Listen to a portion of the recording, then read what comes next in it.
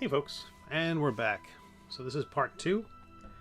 I have edited my the demands of my stream down to 1500, which is 1.5 megabytes up, and down from like 2.5. I'm hoping that it does a better job.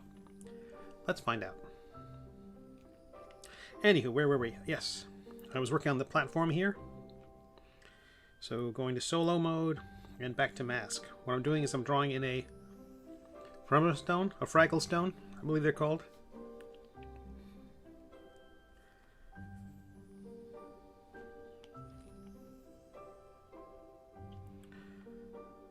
If you're just tuning in, my name is Steve Conley. I'm a web cartoonist and have been for an awfully long time.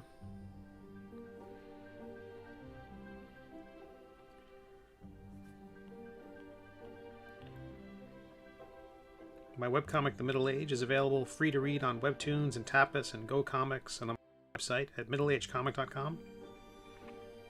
My silly webcomic has shockingly been honored with Eisner Award nominations and Ringo Award nominations and even a National Cartoonist Society Award nomination.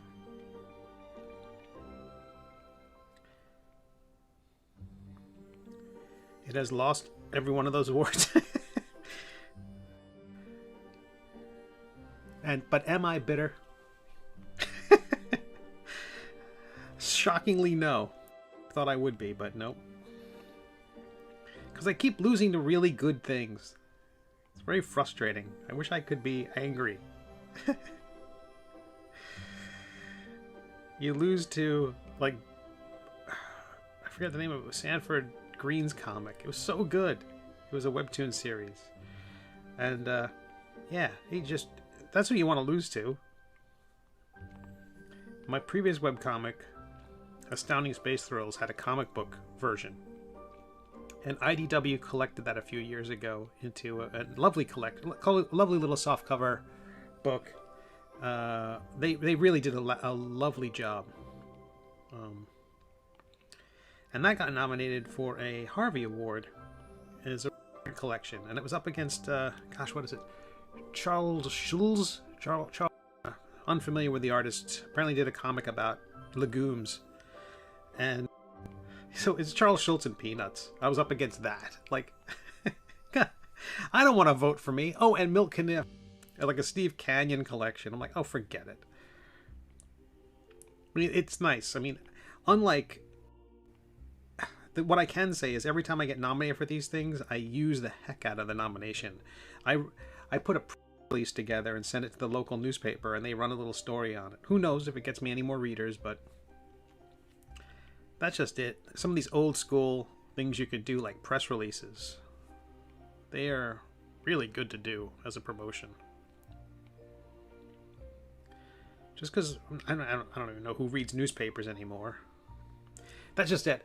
If someone reads a newspaper, are they going to be the same crowd that reads a webcomic? That seems likely.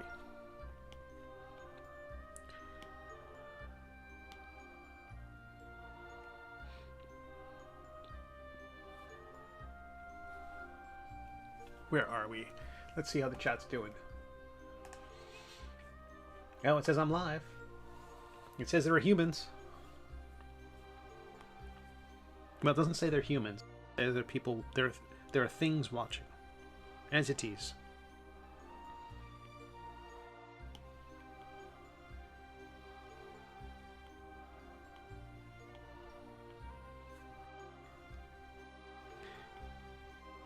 I think that these kinds of stones is they should look like they don't fit properly. Like someone really was looking for the right stone that would fit, and they had to settle for what's there. Like if they fit too perfectly, then it just doesn't look right.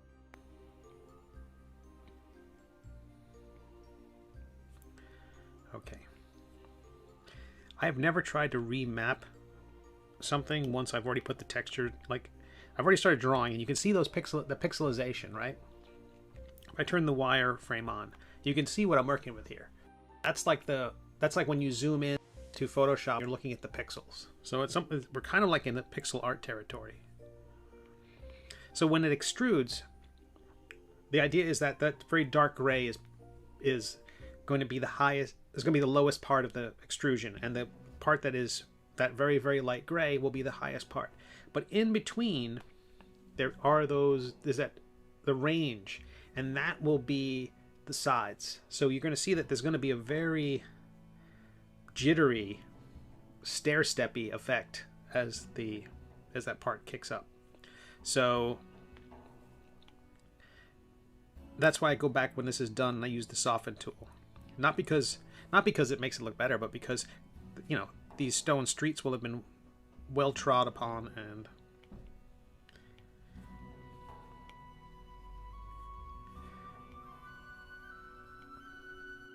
it just increases the verisimilitude, verisimilitude, the missile command. Anyone new to the stream, I do get punchy. Okay. Got a couple more little nooks and places. Not the worst thing I've ever done. Okay. Invert the selection. And now we'll extract.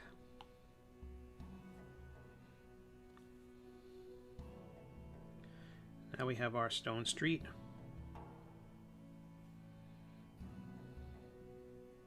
Now what that's done is because the object, it's going to extrude from all sides. So this object being a solid, all around it, 0.2 millimeters or whatever the measurement is inside the system, extruded out on all sides. So the platform just got taller as well, because 100% at the bottom. Anywho, although, let's try something. Let me undo that. Undo that again. So now we're back at black and white. We're at the bottom of this thing with the mask tool selected. It was white.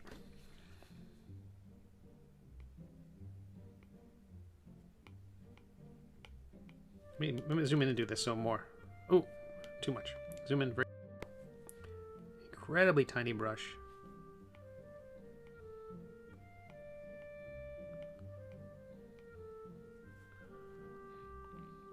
Let's see what happens. No, it'll fill in. It'll fill in. It'll fill in too much. It'd be cute to do kind of a signature at the bottom of the thing. Oh.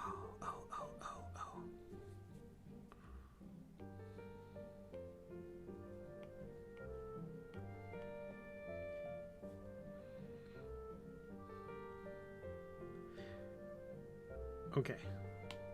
Invert. Hide the wires.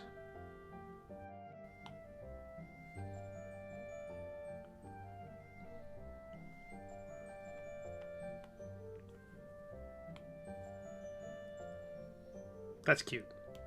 I could do something like that. Okay, let's get rid of that view. Let's go back to the mask. Let's undo my self-aggrandizing signature. Fun idea. Invert. Extract. Smooth tool. Nice big brush. Turn off symmetry, because why? Let me just soften all these.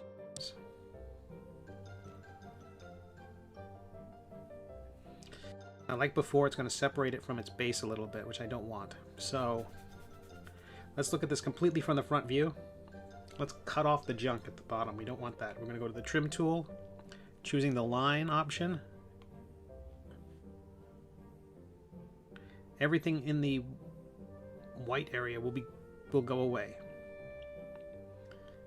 Okay, what is that there?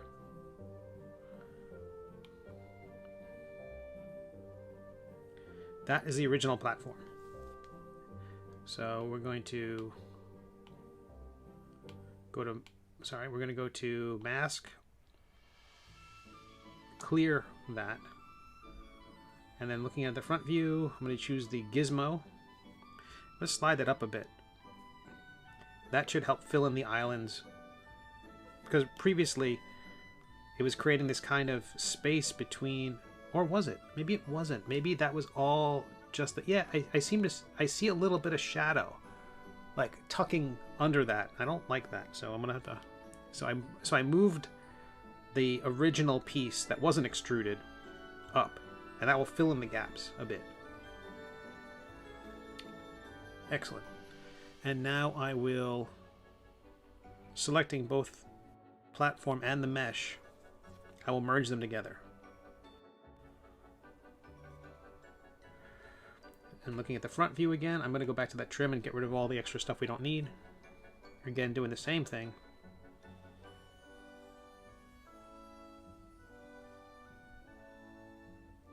That's just a lot of unnecessary data. Hey, and there's my spam. Moving back up. Hey, Jimmy James is back. I'm back in life. Back with life in a cup. Oh, good for you. LJ says I'm a creator, not an entity, correcting me from earlier. LJ also was talking about, I'm talking about sending out press releases, and like if you get an award nomination, what do you do with it? And my big thing is like everything. The nomination is, I mean, I put the logo on everything. It's, yeah, I use it everywhere. So including press releases. LJ writes, newspaper content is typically online now. Word will get out.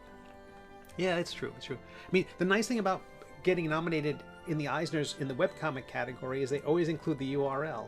It's kind of unfair to all the people who aren't doing webcomics that we get that extra little bump. But I will say, Variety and other high-end publications, usually the awards are listed with webcomics last because, you know, ugly stepchildren. Or AAA League, or I don't know, whatever we are. Variety will sometimes cut us out. The last time I got nominated, it was like, oh yeah, they got announced, and there it is in Variety, and they didn't have links. I'm like, you son of a. LJ writes, every commercial or collectible also has a logo and an artist signature on the bottom. That's what I was thinking. Like I could sign the bottom of it, but the only thing I was thinking was that I wouldn't sign it as part of a particular object, because I knew I wanted to cut off the bottom, that it was going to have too much stuff. Okay, sweet. So now we have that. I'm going to do one more pass with the smooth tool. Maybe soften its effect a bit. I don't want to flatten all the work we've done. I don't hate that at all. I want to hate it, I just can't. I can't bring myself to hate it. I'm going to turn off the solo.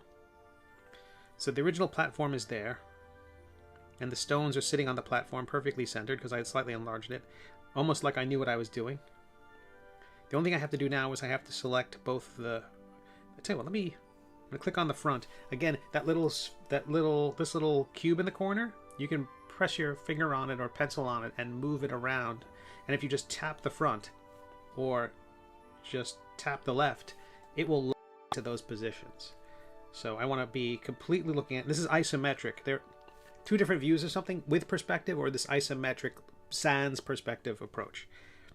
Because I was messing around with this platform, I do want to trim off the bottom of it. No, tell you what, I don't want to do that. Tell you what, because I know that one thing is, I know how, that line I can't trust because I'm drawing it with my own hand. There's no, it's going to be specifically flat. So what I'm going to do is I'm going to create a cube and let that, and then remove that material from my platform. Clicking the front and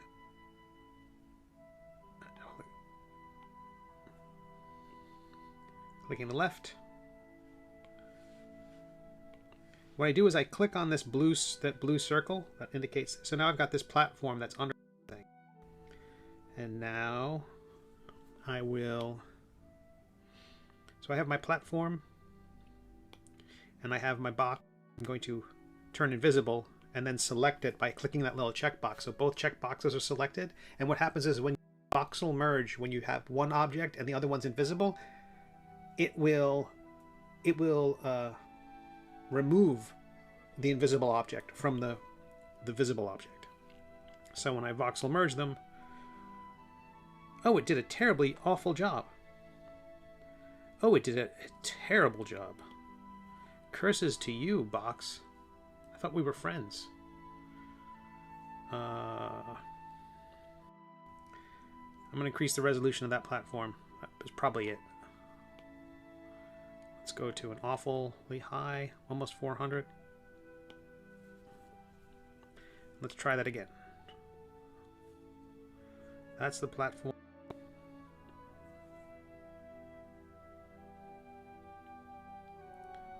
Select the box, turn the box off, forget that. I don't know what's happening there or why it's making the decision to do that. It's possible because of how I created that. Again, I don't know what I'm doing. I wonder if it's the local.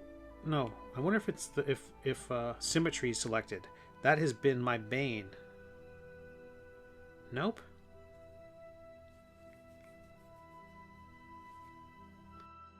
No, symmetry selected on either one. All right. Anyway, we'll leave it be for now. None of this will matter when it's 3D printed anyway. Okay, I like this the cobblestone. I think that turned out shockingly okay. The only thing now is I have to move both of them down because and now that I've raised the cobblestones up out of that, they're going to dig into his feet. Right. Oh, heavens, I just moved it. Let's go to view mode. And so now, like, you see the boots eating into his... the stones eating into his boots. Okay, where are we? Let's go back to Gizmo. And Gizmo's the device in this program used for moving everything around.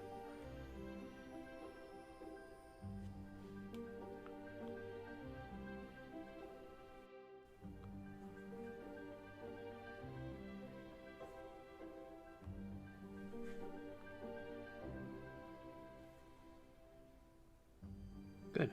And I do want them to sit... I do want them to slightly be inside each other's space, so that if they were to print, or when they print, that they'll connect properly. Not a fan of how that back foot is sitting on there. But the back foot is still a separate object. I can slide it up a bit. Okay. Can you raise and lower specific stones? Can you add moss? Can you insert a sewer grate? A sewer shot will be 4 turtles below. If the portal turtles live in... Oh my goodness. I like where you're going with this. This is why in one of David's streams he will finish an illustration or two. And in mine, I'm like, hey, I almost finished one rock. Oh my goodness. Can I raise? I can affect... Okay, so I'm not sure if David's just busting on me appropriately, or if he's genuinely interested in the ability to move things around a skosh here or there. But you can, you just link up this boot cuff and raise it up a little bit. Why is symmetry on? Why? Why would you be on?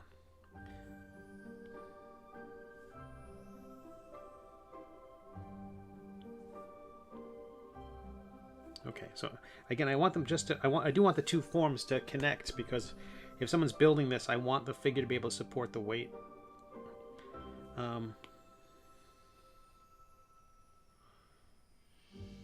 Oops.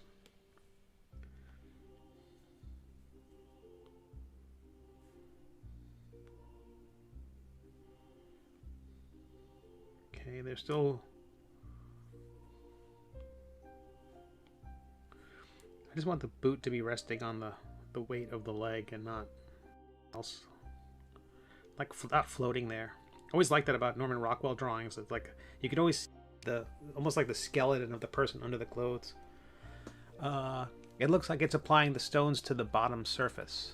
Applying the stones to the bottom surface. Oh yeah, with the extraction, possibly. Although it was a separate object. It shouldn't... They shouldn't have been affecting one another. So if you really did want to move individual stones, the way to do it is to use the split tool and then the lasso tool, what the split tool will do is it'll take any polygon that you've, any shape you've created, and it will, whereas the trim tool will delete or save only the selected area. Convert this, if you have the lasso, if the trim tool, for instance, and I use a lasso, the part I cut out will vanish. It'll just cut it out. Or you would invert it by using the flip thing, that button that is right, that little teardrop looking thing right there, flip. So when that's activated, it'll only keep the part that's selected. So please undo. Thank you. Split, on the other hand, will keep both parts, but now they'll be separate objects. So what you could do is, if you wanted to raise one of the flagstones, one of these little stones up, you could, I don't know, let's pick a stone. Hey, you shouldn't smooth it the way I did so much, but let's select that one. Now it's its own beast. You can select it and then choose the gizmo and slide it up or down a bit. So if you want to have moss, or if you want to have if you did want to add a sewer grate, you could. Yeah, so there's that. Also, because this circle is going to be protruding out from another platform, right? This is one cylinder, and that's another cylinder that I've mangled. I mean, applied artistry to. What we could do is we could scale this. We can increase the size of those stones by just stretching the whole thing vertically, and then lowering it into the ground, and creating that kind of effect. Which I don't hate, but it's less organic. But it would give me a chance to soften some things a bit more. And what I'm doing is, there's a beige dot in the middle of this, I don't know, is that what it's called? This kind of control thing. And if you click on that, you can move it, and you're sort of moving it in 3D space, based on the view of your camera angle. Then you've got these arrows. The green one tends to be this north-south position, and you can't move it no matter how you move your hand left and right. It'll only move it south. Red will go the front. Red will go, what's that, the x-axis? The blue will do the y-axis, and the z-axis is the green, if I've got those correct. I don't know what I'm doing. So I'm going to undo a bit.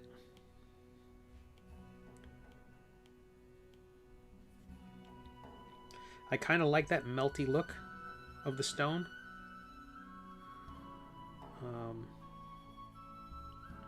Okay. Arrows. Arrows.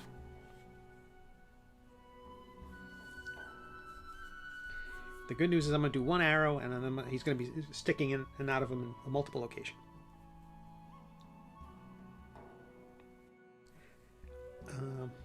I don't think it'll be too much of a hassle to build it here.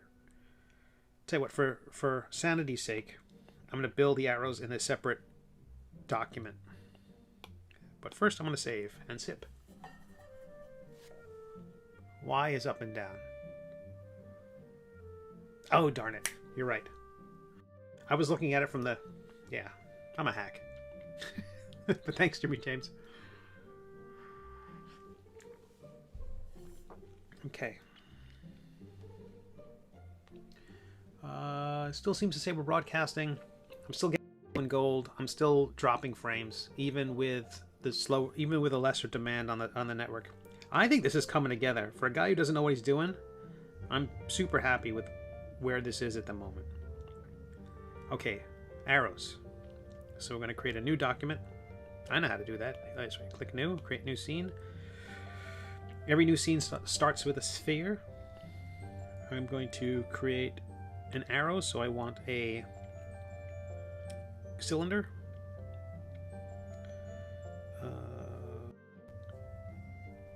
With a small radius. Very small radius. And a bit of height to it. But some poor bastard's going to want to print these, so I'm gonna make these going to be fat. These will have been fired orcs or something.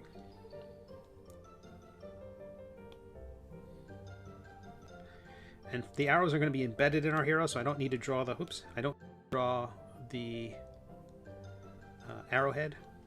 I just have to draw the fletching. How do I do that? They will be simple cubes, flattened, and then I'm going to cut out the shapes. I can do that. Box.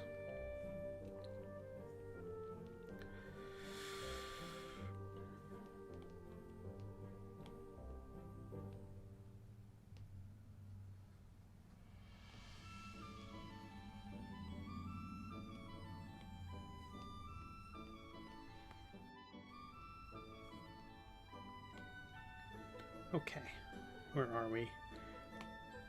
Completely front view on this. Every new object, every new geometric shape that's created is called a primitive. It doesn't, you can't really edit it the way you'd want to.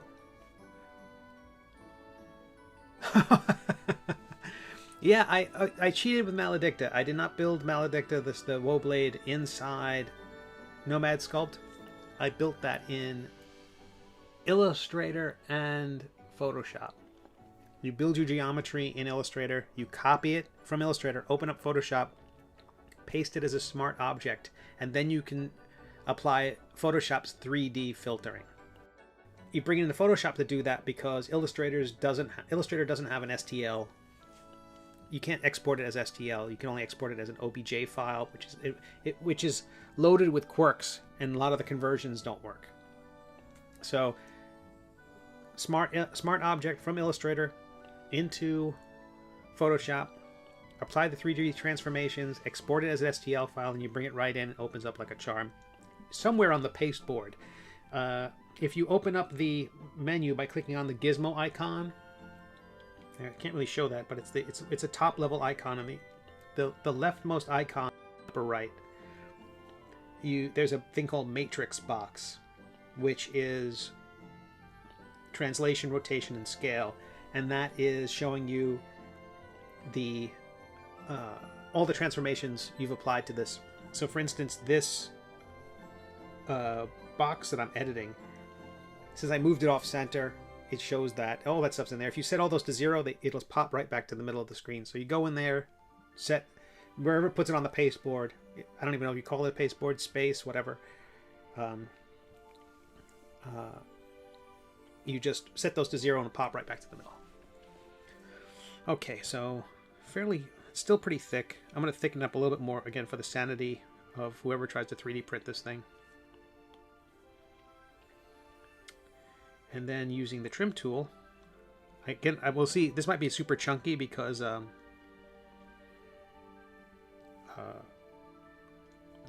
resolution might be low. Oh, I'm going to flip that. So.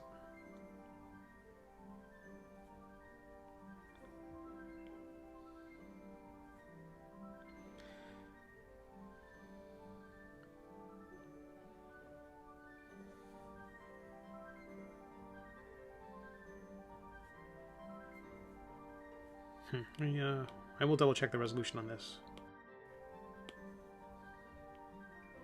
Oh, arrow.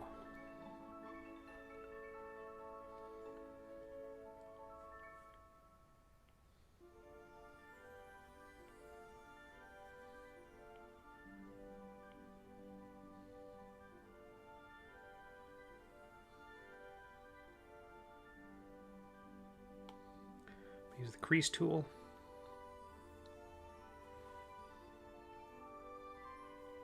Which gets its name from John Kreese from The Karate Kid.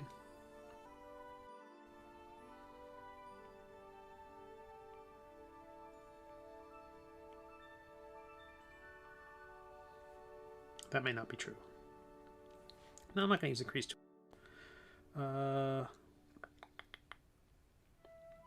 Use the brush. I'm gonna add instead of subtract. No, I'm gonna subtract a little bit. Very small brush. Zoom in. Maybe even small.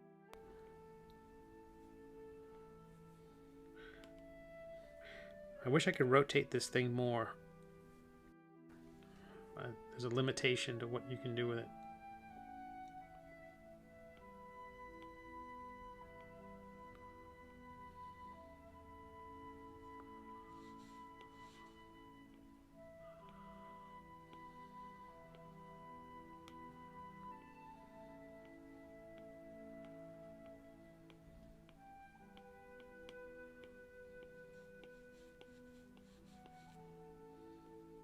The reason why Maledicta doesn't have any runes on it is that I rotate the thing to have the sword perfectly horizontal the way I'd like, unless I rotate the object itself. What if I do that? I could do that. And I just have to jot down the orientation. Huh. Something to think about.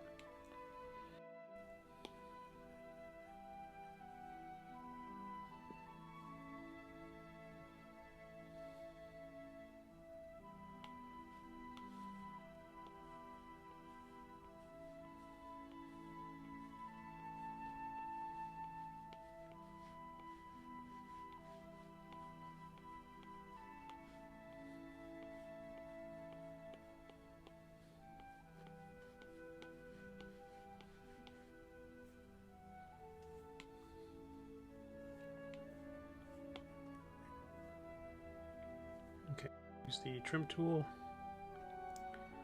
to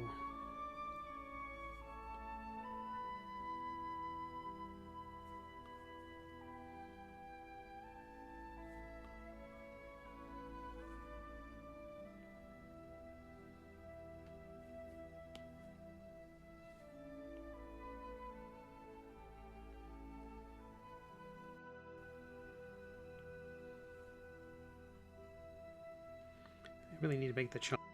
Again, I gotta think about how small these will be.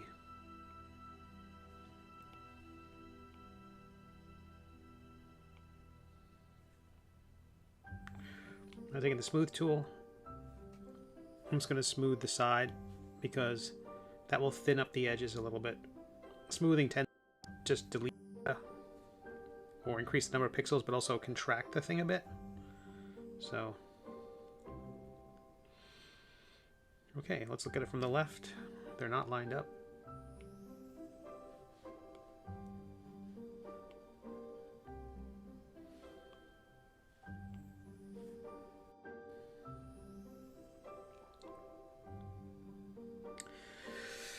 Okay. Well, I'm deleting all my cuts because now that I have the thing where I want it to be,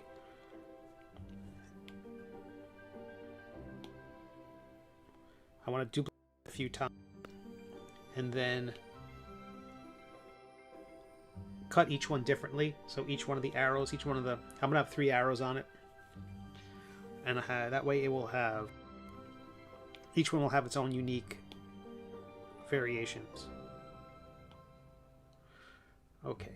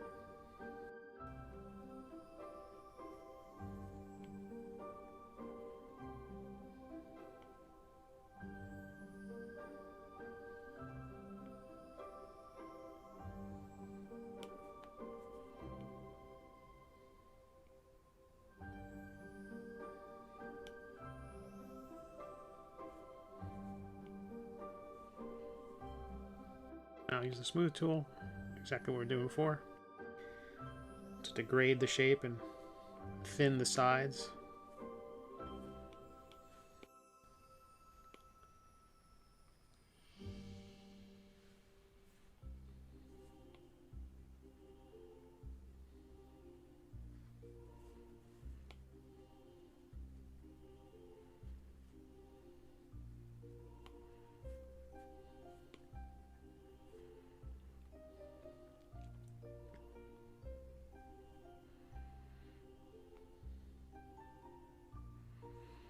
Yeah, the top view, grab the gizmo.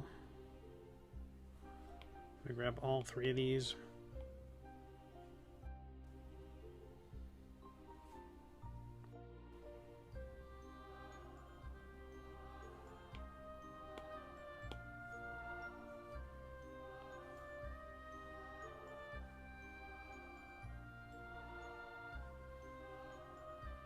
I wish it told me mathematically what the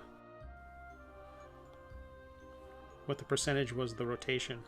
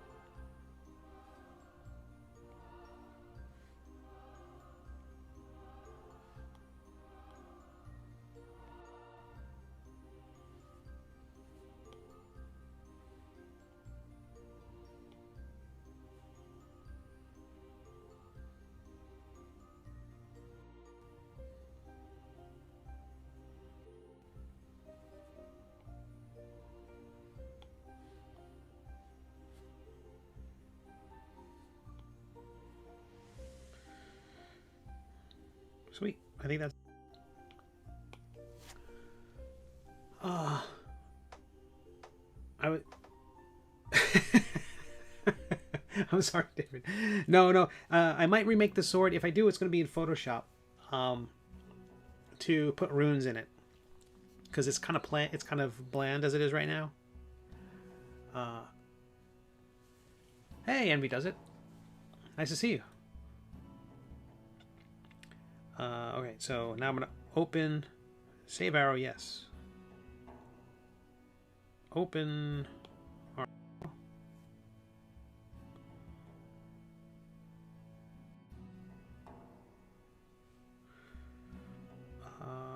add to scene the arrow.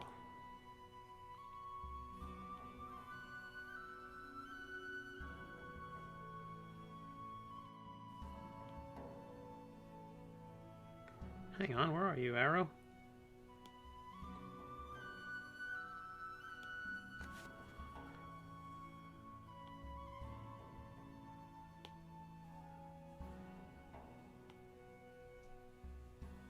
Wait a minute. Just the cylinder came through.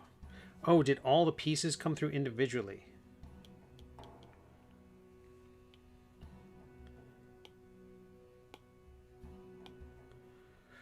Okay, so I'm going to select all of these things and voxel merge them. Oh, nope, that's too mushy. Simple merge. Voxel merge does a lot to remap the various facets and whatever vertices, whatever they call them in this particular program. Seems like every 3D program wants to use different words. I tried to learn Blender, but it scared the heck out of me. I opened it up and it was just, you know, so many things. I mean, I think they've got gravity controls in there and things like that, which I'm not animating. I create a webcomic. That's dumb enough. So now what I've done is I took in the air and the fletching and I've merged them into a single object so that when I bring it in, they won't come up. I hope.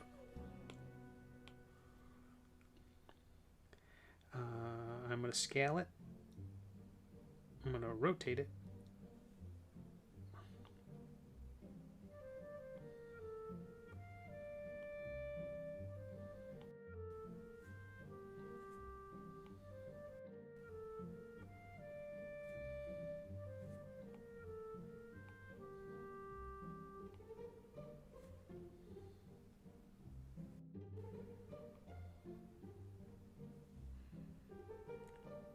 What is that object called? Is it called arrow? It is not. It's called arrow.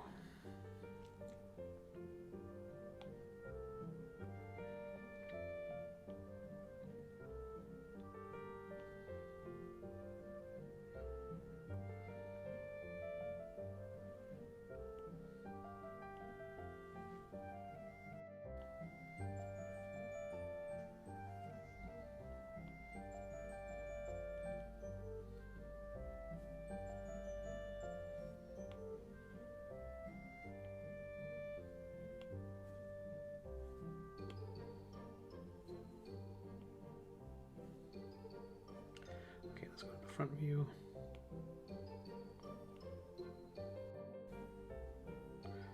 My goodness, was that far off? The trouble with isometric view is that it's really hard to tell where anything is in space, since it doesn't get smaller the further it gets away.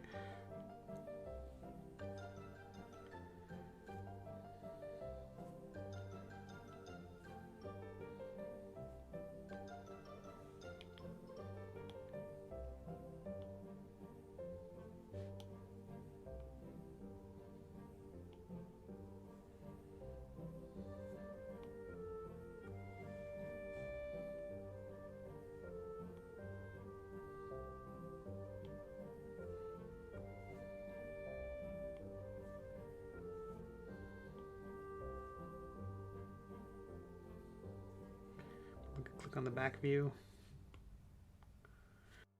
roughly to where I want it to be, and slide it back.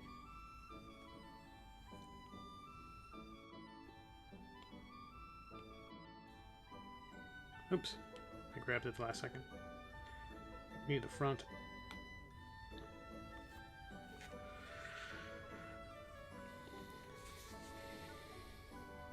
This gives the illusion that I know what I'm doing, which is all I want. Okay. That and 732 more Patreon supporters. No, I'm not going to much for it. No. As someone who tried to 3D print, my 3D printer was one of those plastic extrusion printers. It wasn't like it wasn't the resin bed. I just don't have the ventilation system for a resin printer, or I'm in an apartment, so it's like I would need to have like maybe in a garage or something like that, because it's very, very toxic. But the plastic extrusion, it basically draws, it spools out the plastic to create the figure, so it's got to create all these supports, everything not directly connected to the base of whatever you're printing. It has to create these little small structures to support the thing, and if it doesn't stick out too far, and it's to the point where those little struts are not necessary, things tend to sag. So even our hero's little plump nose, the hot plastic, it would always sag, it would always dip a little bit, because there was nothing holding it up. And if you did add a ton of extra supports, it became a nightmare to clean up all these extra supports, because the thing looked like a, I don't know, like a creature caught in a web. Oh, I'm so glad you like it, LJ. For a guy who doesn't know what he's doing, this is the story of which is probably the motto for my webcomic. So I did not know that I was going to be chainmail texture when this whole I didn't know I was going to do all this stuff when this thing started. I'm going to have to put that pattern on everything, including our hero's derriere, because he's got chainmail leggings on.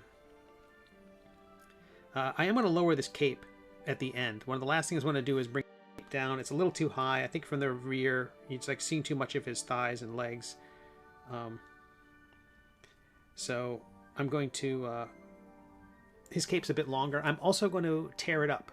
I'm going to use the trim tool. When we first see Quimp in episode 1, his cape's already all torn. I kind of don't go into all the stuff that happened before he got there. But his boots and gloves really don't get, and his tabard don't really get torn up until he gets into the Dread Bramble after he leaves the town. And so I may go back and distress his gloves and things like that. I'm absolutely going to add little nicks and cuts to everything because I think it needs that. But for the cape, I'm going to do things like, all sorts of fun cutouts. And then I'll go through with the smoothing tool to but I want to get the height right. I want to get all of the stuff right before I do that. And something I learned like when I was doing a minute ago. Well, I didn't quite learn it clearly, but for all I know, I'm like I started putting cuts in the boots, and I hadn't reflected it yet to create the second boot, because once I had the left boot, I was going to flip it, and you can reflect the objects, so the left foot and the right foot can be different. But all the nicks I put in the right boot suddenly appeared on the left boot, and as soon as that's just awful if it's symmetrical like that. So the idea is to keep the object pristine until you're done, and then go to town messing everything up. All right, so here's what's going. I still have the cake as a separate object in case I wanted to put that bite out of it. I just think it has more character that way.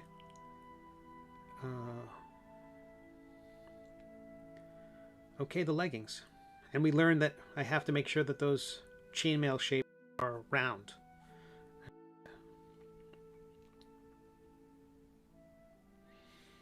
The other thing I would love to do, similar to Lost Wax technique for jewelry making. That's interesting.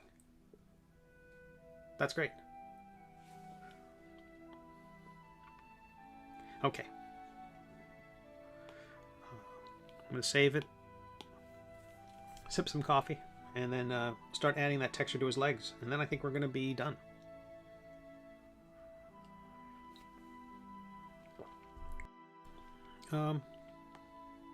Or, because that's incredibly boring visually, I can start working on the next, and then I can work on that chainmail some other time and not distract everybody with it.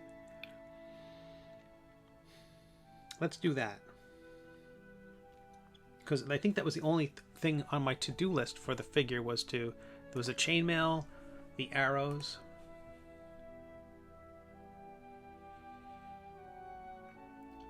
merging that arm together, and the terrain. Is his head big enough? Just wondering. Asks LJ. I think so. In as much as, let me go to the camera view. Where is it? Go to camera. Perspective. This is with perspective on it and not isometric. Things feel a little bit different. I really won't know until it's printed, but suddenly his head is a lot larger.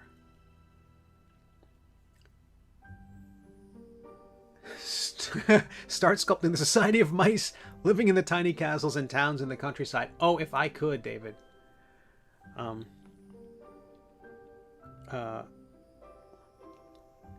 once the perspective's turned on, I think suddenly things look a bit different. So I might not know until the thing really exists. So that's with perspective on. The only other effect I really wanted to do, is to knock out the eyes, so it's just the sockets, and then have the pupils as these little protrusions inside the sockets, because that's what they do inside the Haunted Mansion in Disney. So no matter where you're looking at the thing, it's always looking at you. It's a fantastic effect. They use that for the sculptures inside the library. Everything's recessed. But specifically, if you do that with the eyes of a figure, and you hollow them out, I just think it will look creepy if someone printed this out and tried to print it. That's why that's why the pupils actually sit on top. I tried cutting it out, and I still might cut it out at the end. That would be the Wallace and Gromit thing to do. Okay, anywho, let's save this, and then I'm going to open up Procreate and get drawing. Thank you for tolerating this little adventure. I'll post a screen capture later on so people can see how it's coming together. One more save.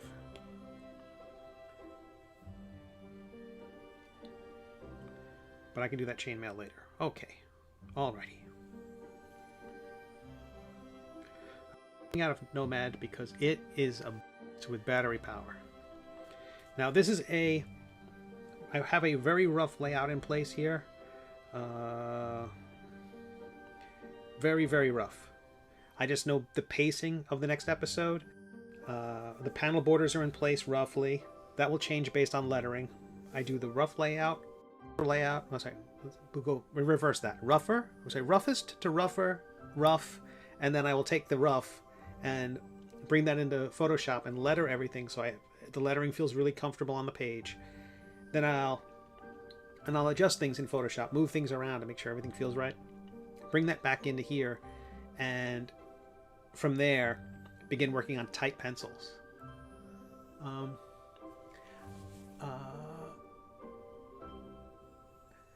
David Peterson asks, are you 3D printing with filament or resin? I was printing with filament. It was a XYZ DaVinci Pro machine, which was great, except it was about as big as my art table. I ended up giving it away because the machine was great, and it was before I started baking, and I wish I had printed my own cookie cutters with it. That would be the one thing I could do that I think that technologically it would be capable of handling.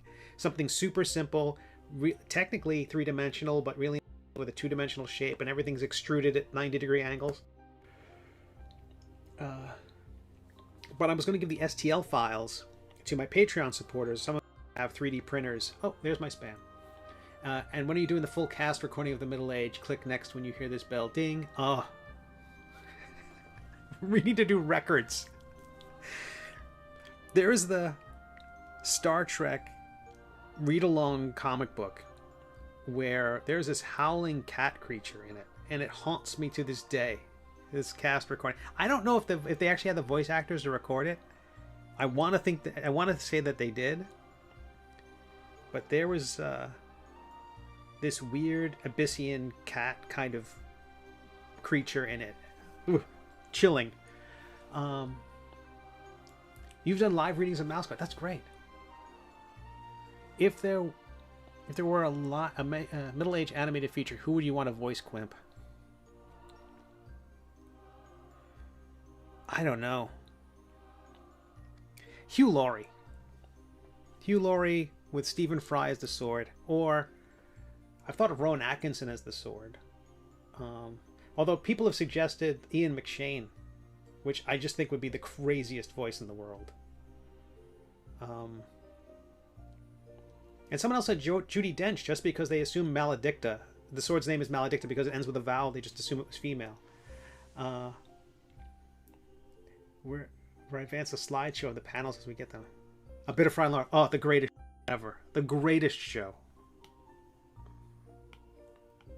I'll just listen to that music. The theme of the later seasons. That New Orleans jazz.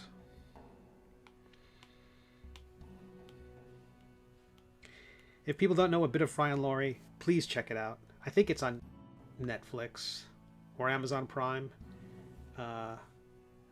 Very funny. Very, very funny.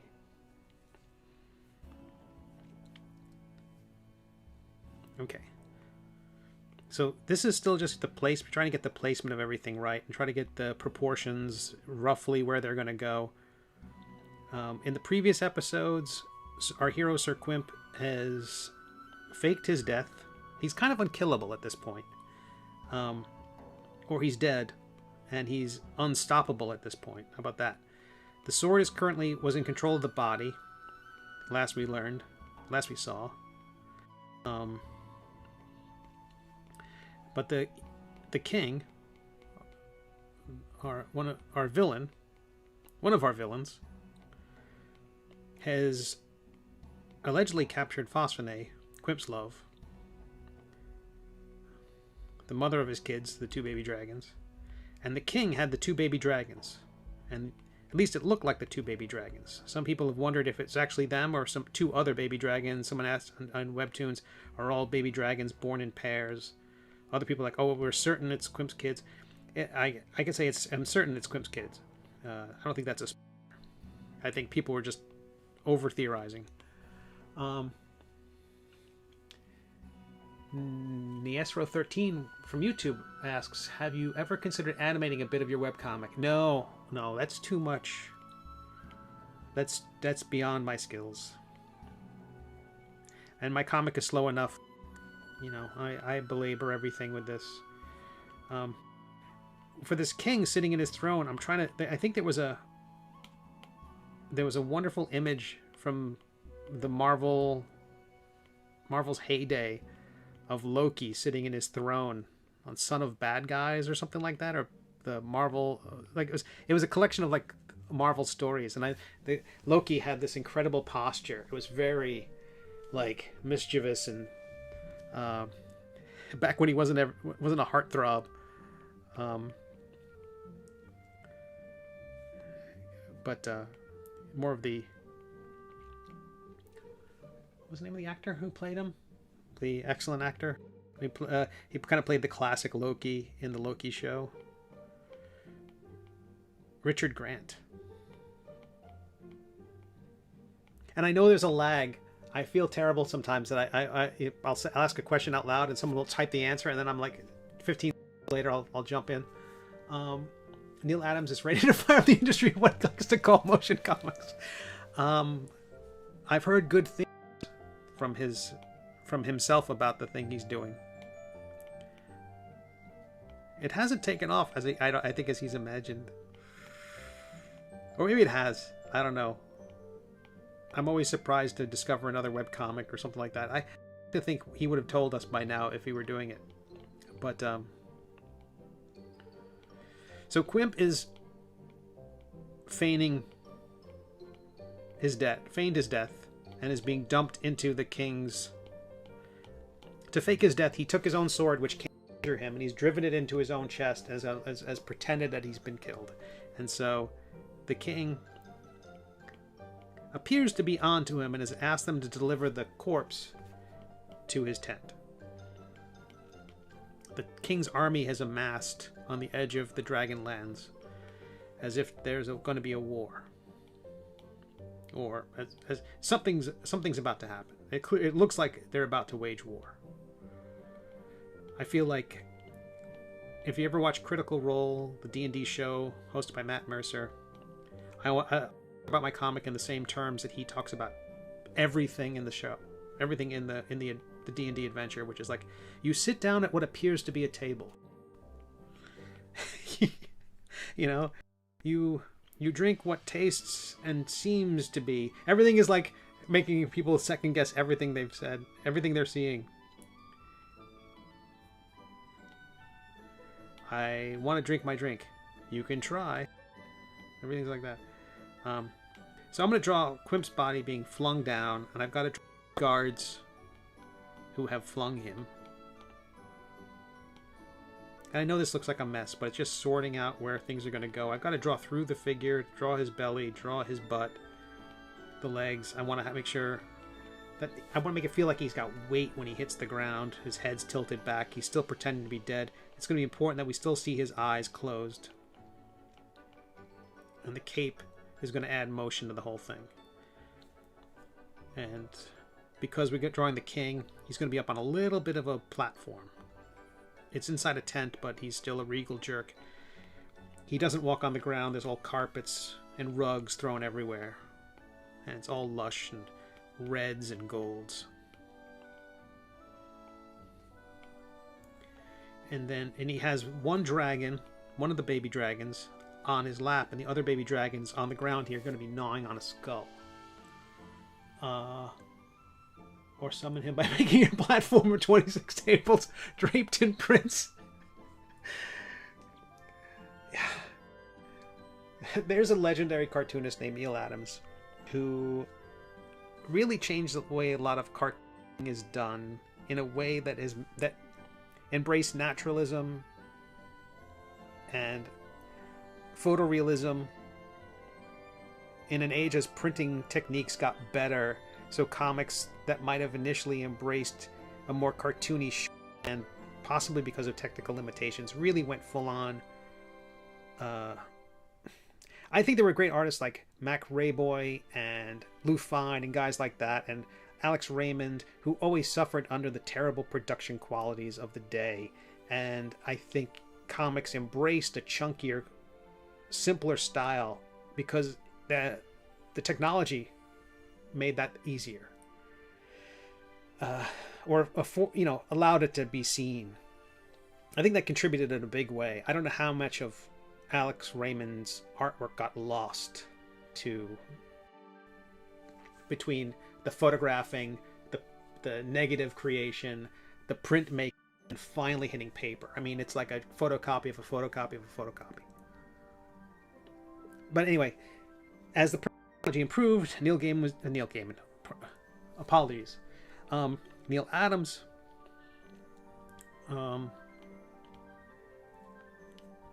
His style really took off in the 70s, and he's been a living legend since then. And I think if you call him anything other than a living legend, he might take issue. He's happy with that role. He's happy with being identified as such. And he constructs tables and islands at these comic conventions in a way it's like... I don't know of a similar science fiction. There should be a science fiction analogy. It's like the fleet of Battlestar Galactica, a ragtag fugitive fleet of tables, and he's just assembled it as this monolith of his own artwork. And anyway, he's Neil Adams. He's going to get away with it. Neil honestly deserves at least half of the praise he gives himself. That's a lot, and that's a lot. And David, you awaken to feel as though you are still alive. Yeah, exactly. I don't know how anybody ever... What do you do? Question myself. I re-examine everything I think I know about the universe. I think these I'm going to have one guard mostly in silhouette in the foreground. So there'll be like this powerful foreground. There'll be one guard right next to him with his hands out, kind of like in a dumping. They think this is a corpse. They're not caring too much. And Quimp's going with it. Or the sword is, because, I mean, I still... When we left it, the sword occasionally can take control of the body. Usually when Quimp is unconscious. But when the wizard left, he put the sword in charge. And we haven't seen any change in that state. So, foreground, one guard, one knight. Middle ground, alongside Quimp, will be another knight dumping him. And then in the background, you'll have the king. Plenty of room for dialogue. Baby dragon on his lap. Another baby dragon in the foreground. Possibly lowering all this so perspective will work a bit better. Make it a little bit larger so we can see what's going on. The tent isn't that big. Although there's a diagram of the tent. I had to do that. That's over on Patreon.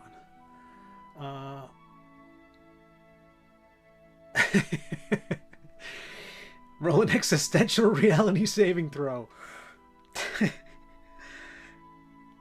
I'm sure there was a game way back, ages ago. I want to say it was Chivalry and Sorcery. And it was a game night at my local library. It must have been 10, 11 or something like that. And I just started playing D&D, and game night at the library, I go there, and they were playing Chivalry and Sorcery, which character creation was basically random. Oh gosh, I'm drawing the Quimp's nose. I want to say I love that my characters have different noses. I know that's a dumb thing, but for the longest time, all of my characters were cut from that Steve Rude, Russ Manning ideal before I started cartooning. So I want the king to be having a sly smile down at the baby dragon. He's comforting the baby dragon at this point. We're saying, no, don't worry, your father's fine. But half-lidded.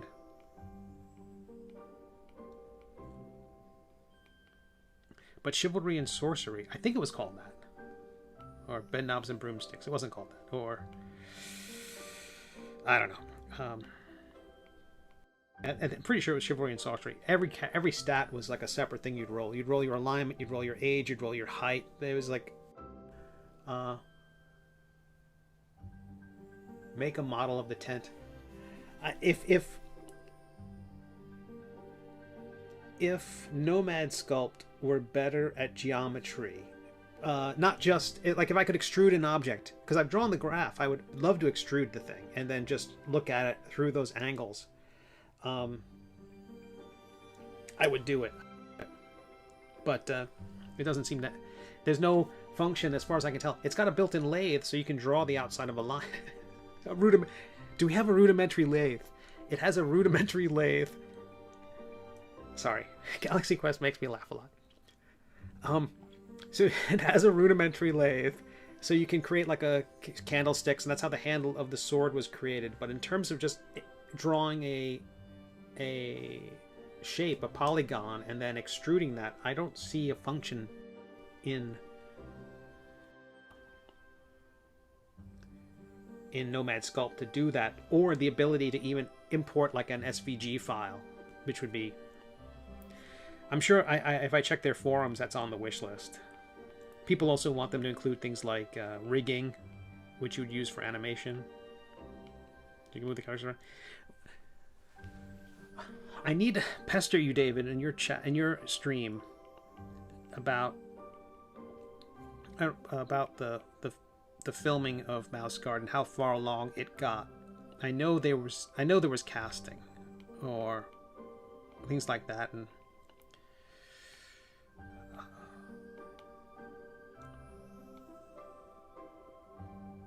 if you were happy with those choices and what were done.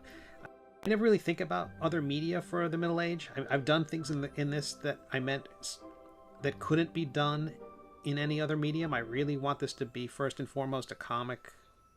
I'm not trying to say comics are better.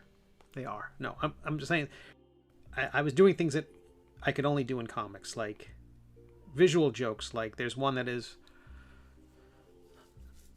sir, and it's just a squiggly line, the hastily scribbled.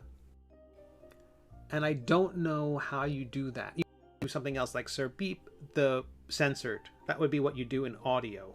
So that's sort of like the Kill Bill or the censorship bleep on top of the name the censored. But if you're not reading it, if you're just hearing it, it might happen too fast for people to get it. There's some easier jokes that you can make, like you see all the time, like I don't know. There are easier jokes. If you watch Enchanted or Disenchanted, whatever the Matt Groening fantasy one, that show had its moments, but it was also a lot of those jokes were a lot of low-hanging fruit for Sir, and then Warner Brothers beat us all by 50 years with cirrhosis of the liver in the Bugs Bunny.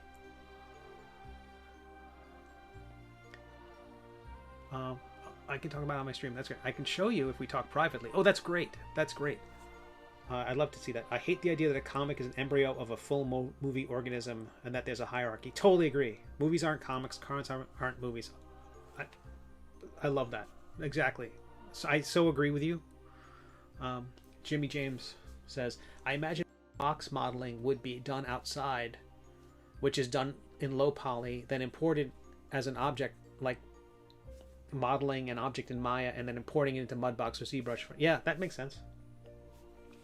Each have their strengths and weaknesses. Yeah, absolutely. Absolutely. I so agree. I think the Middle Ages high award nomination isn't because this is better than somebody else's comic. I think a lot of the jokes are so comic centric that comic juries see those jokes and it works on them better than others. I think they can see Sir the hastily scribbled or Sir Black Bar the redacted, and they'll be like, as cartoonists and as comic enthusiasts, they see that and it registers with them the way in Roger? No, not Roger. Altman. Who's he? Robert Altman? Robert Altman. Robert Altman's films about film nominations, that sort of thing. I think my comics are so comic that they appeal to cartoon enthusiasts. When I said to build a model of the tent, I didn't mean with pixels. I mean to get some dowels and light muslin and glue. Bobby Altman. You call him Bobby. You get to call him that. Like me and Shatner.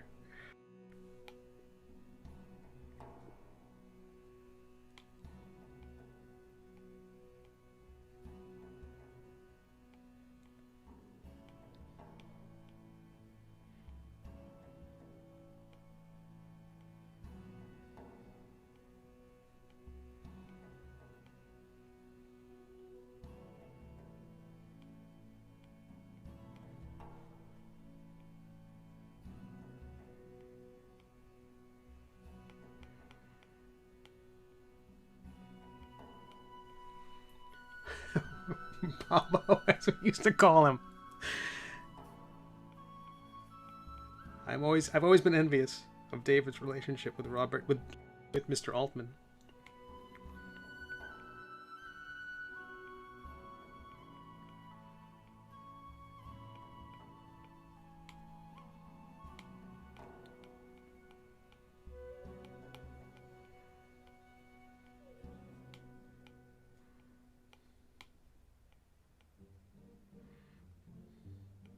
I can tell the idea that the little dragons seemed cool with the king was freaking out some readers on Webtoons, which I like. I thought I knew the last episode wasn't going to be a knee slapper. It was going to be one which was going to raise questions. But there was definitely some clues in there, some interesting things that I dropped that I didn't see anybody go with, and I'm excited about it because I'm going to have to. Whenever I'm putting some clues in the story, I kind of drop some I try to make subtle ones, and then later on, because the nice thing about webcomics is I kind of have a focus group. I can go and add a little more, and then add a little more, and underline something a little bit more. But there was some stuff in the latest episode which I thought was maybe too much. I kept pulling back, but I like that people haven't picked up on it, because I do think when it pays off, it'll pay off pretty well. Fingers crossed. When I say Shatner, I really mean Zoller. Right? Yeah. The clone of... Actually, whenever I see Tom Zoller's a cartoonist, a mutual friend, and I always think Bruce Boxleitner. I'm always seeing like Captain Sheridan of Babylon 5 every time, and he's gotten a little salt and pepper. He doesn't have pepper. His hair's always blonde. What is that? Salt and celery salt? Just very salty. Salt and cumin. He just looks more Boxleitnerian.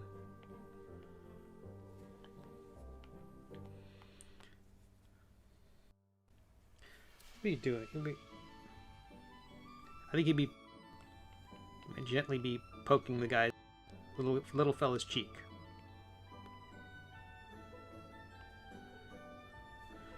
And I got to do this thing with the eyebrows. That's like Kevin McGuire. Always kind of had half the face doing one thing and the other half doing something else. So a nice upbeat eyebrow here, but an evil eyebrow on the other side. Creates a nice little mix. So he's evil, or is he?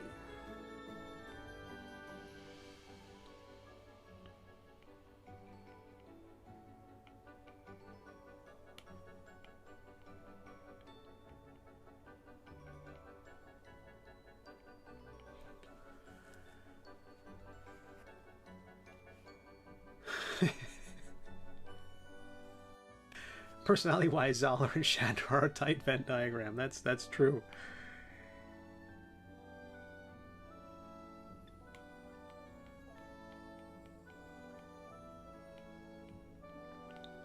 But one of my proudest accomplishments is a Shatner-approved artist. In that, when IDW was getting the license for Star Trek, apparently all the good artists were unavailable or dead, and they approached me, and actually I think this knuckle needs to be up a little bit higher. I want it to be kind of just one finger raised against the little fella's face. So I'm gonna work on that. I'm not thrilled. What with everyone else being dead, they contacted me, and I did the I kind of helped them get the license. They needed to do a test page for it, and so Chris Ryle wrote it, and I drew a 4-page sample, and then I did model sheets for Kirk and Spock, specifically because Leonard Nimoy's people, Leonard Nimoy had to approve it and William Shatner had to approve it, and I imagine that was just Leonard Nimoy's people and William Shatner's people had to approve it. But that still didn't stop it from me being a Shatner approved artist when all was said and done. So I'm yeah, that was on my website prominently for the longest time. Shatner approved artist Steve Conling. Okay. The king is incredibly adorable here. Too adorable. I'm gonna have to calm that down a lot. Freeform. I don't want the audience to warm to him. I want him to feel threatening, and I want them to be thinking, "Get away from those dragons."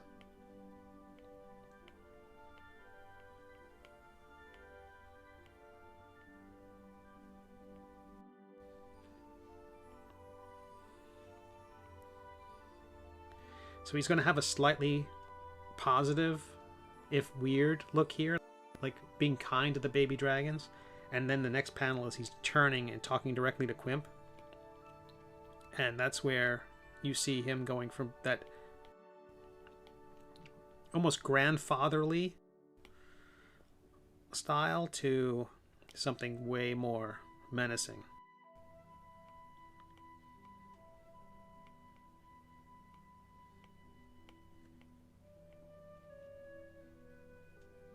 But still cocky, like he holds all the cards.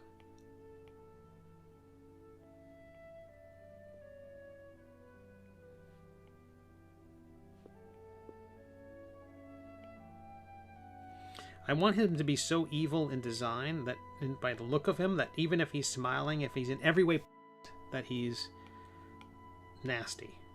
And that's key to the story. That's not just me wanting that for funsies. It's important that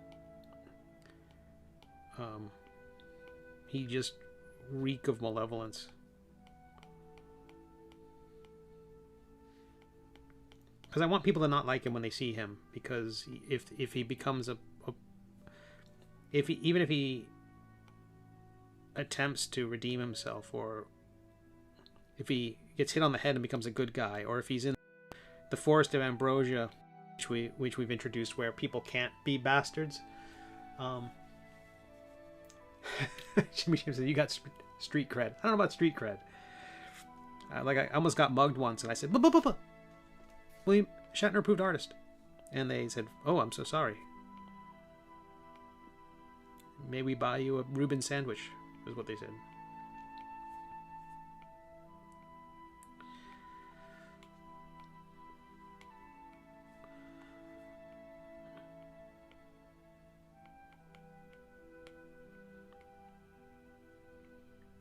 I'm gonna have to change this. I'm definitely gonna have to flip it because I feel like it's all off. Yeah, it's all off. Voot, voot, voot, voot, voot. I always draw the mouths askew. I just like that look, but it does terrible things with the beards of characters when I want them to line up with the chin. So I have to.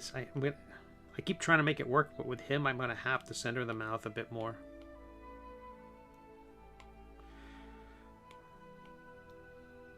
But again, this is super rough pass, and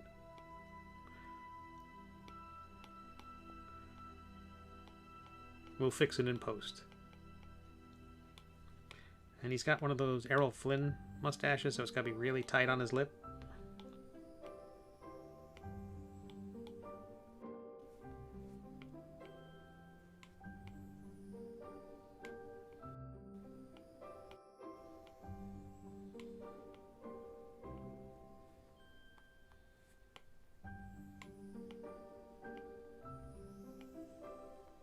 Okay. Will be covered with word balloons there. And the last panel will be an absolute lazy fest of him standing in, I think, in silhouette form. and he's lifting the sword. And then the next episode, this is not entirely Wesley standing up and holding the blade. Perhaps he has some strength in him after all. It's not like that. It's much more of a... The sword is standing up, not our hero. And the sword has a lot of strength left.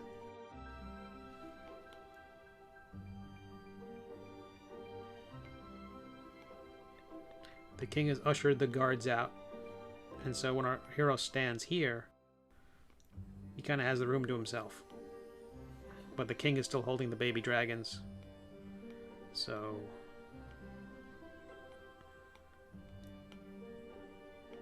things are not exactly going Quip's way just yet. But we did talk about that chair LJ mentioned, so I think I'm going to definitely add this kind of lion feet to the chair itself.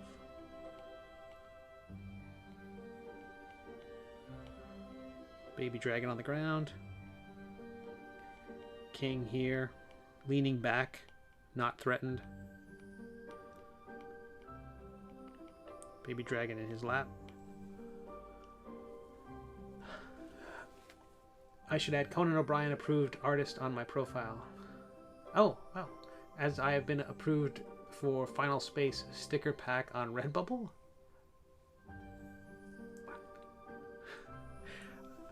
I think I need that translated, James. I don't know what this is. I do not know what that code is that comes from the YouTube people.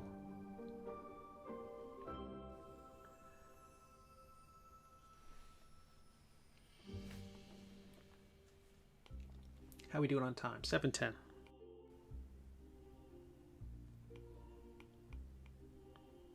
Well, so far it seems like picking another server. I chose the changes with this when I paused the stream before coming back on. What I did, I chose a server. I chose the Washington DC server, so it's East Coast for certain, and I lowered my bit rate for my for streaming, and I thought those two things would contribute, but apparently not. We're still having drop frames.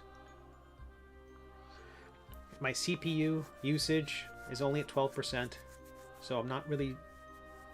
My machine isn't really doing.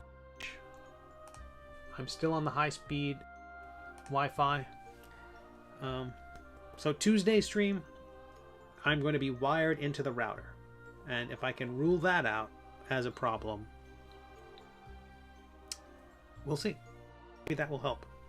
And if that doesn't help, I may give up on Restream and try StreamYard. And see if that does any better, because I do know that can simulcast to the various platforms. LJ, your feet were very much of service. Thank you.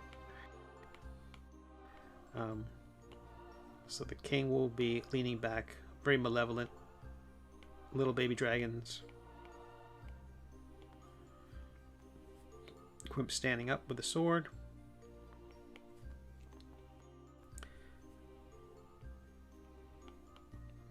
Tent, candles, etc.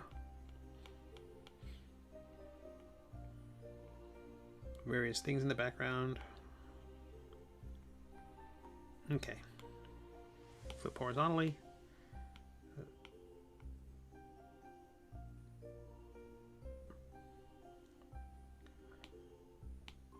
I lighten the whole thing up, flip horizontally, and we do it again.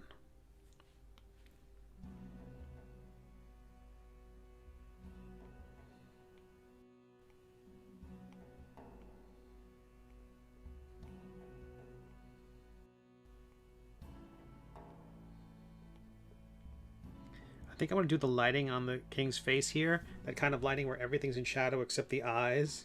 Like the really heavy I'm evil lighting.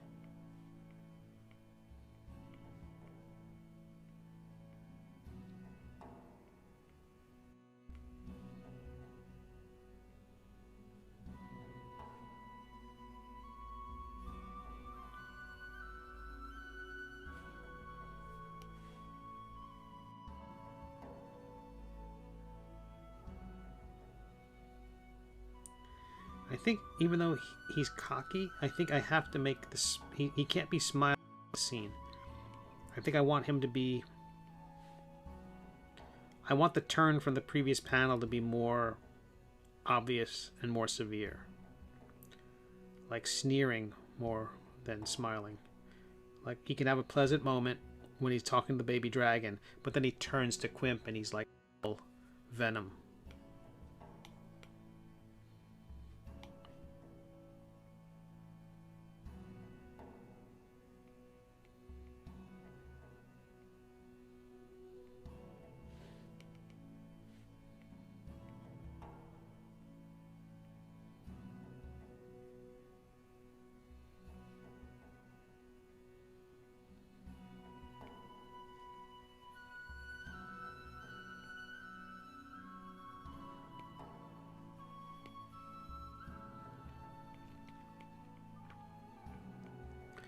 Because for the most part in his appearance in the previous page, he was just kind of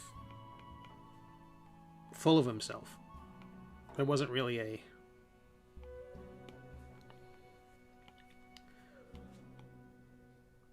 There wasn't anything to say, oh, he's evil, you know, or he's a bad guy, or, well, what was everyone so worried about? Sure, he wanted to kill Quimp previously, and we're hinting that he's a bad guy. And he's tried to kill our hero, but that doesn't mean he's a bad guy. His motive seemed to try to prevent a war. James writes, Redbubble is a print-on-demand site. Got that part. You can also sell approved fan art for certain intellectual properties that are individually review-submitted pieces for approval. Final Space is a cartoon series on Netflix written by Conan O'Brien. Oh, that's great. No, that's a perfect reply. That's great. So it was approved. That's fantastic. Do you still get a cut of the things you create? Did you get to see it? Did the Final Space TV show or promote your work in some way? Was it able to? Were you able to translate it into something that you could capitalize on?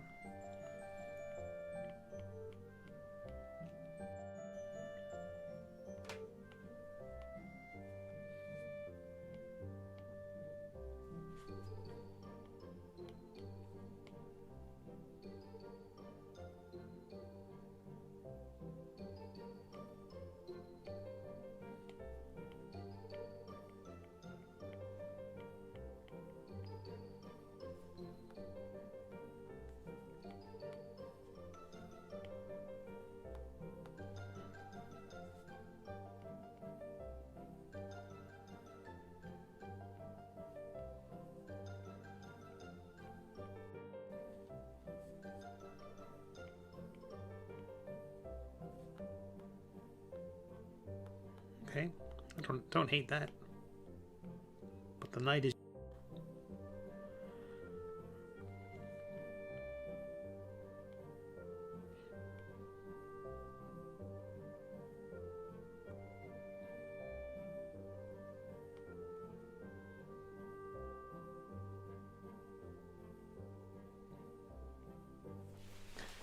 coffee. So yeah, if I plug my pencil into this while Procreate's on the screen and it doesn't choke on me. It's great. I'm going to put this on the screen so at least there's some artwork while I'm sipping coffee.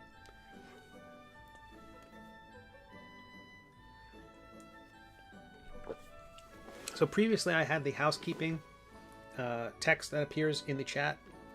I had that appear every 27, 28 minutes. Now I said it's every 42 minutes because 42. So it shouldn't appear as often as it did before, and especially given a 4-hour stream, I don't want it appearing that often. Especially given that I have at the bottom of the screen all my self-promotional junk. The downside of switching over to StreamYard will be, I think their interface is very different, and I don't know if I'll be able to do what we do here. I love that people in YouTube and Twitch and Facebook, when I'm streaming to Facebook, I'm not streaming to Facebook. Before I was streaming to Facebook, I cut that out to my page on Facebook. I don't even know why I have that. It was the Middle Ages page on Facebook. or the middle age page on Facebook. Ages was possessive, plural. So, yeah, I'm rambling.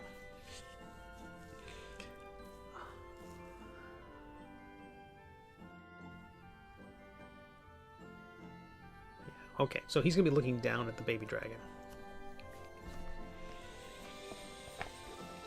But Tuesday, again, we're gonna see if hardwiring into the network fixes some of the problems. And regarding StreamYard, I don't think their interface will allow me to do everything we have here. This particular effect of combining the chat from various platforms is built into Restream, but if Restream is the bottleneck here, I can't stick. Even though they just got today, I just bought the 1 month of their service to test to see if that alone would bump me up to a better bandwidth. Yeah, and Jamar Nicholas uses StreamYard, loves it, and it's also really good for if you have other people coming into the stream, like if you're going to bring in other. The one thing I didn't try is that Restream has a kind of their own OBS sort of system where you can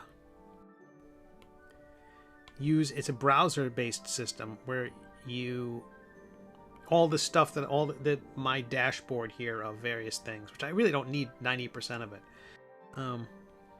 that can be handled in a browser. And so I think if it's going through the browser right to them and they're sending it out, I have to think that there are fewer bandwidth problems. I think. Yes, their partner program has led to more. Oh, that's great. That's wonderful. That's great, James.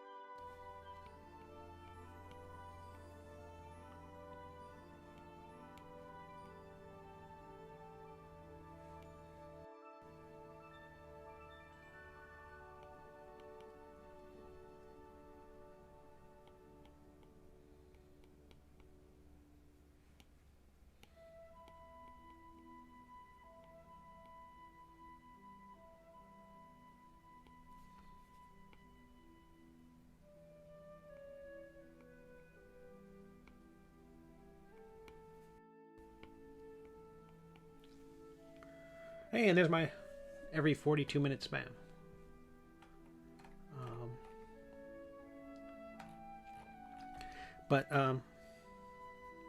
I do like that StreamYard allows you to select a comment from a reader and put it on the screen. The tricky bit is it doesn't allow this back and forth that we have in the box below, and that has led to conversations in here. The other trouble is that if this channel grows, then the spam, like those, whatever that Russian code spam, whatever the heck that was, that we saw a little while ago, that gets broadcast and there's no editing. So the trouble with, as much as I like those pop-up chat options, it's something else I have to do.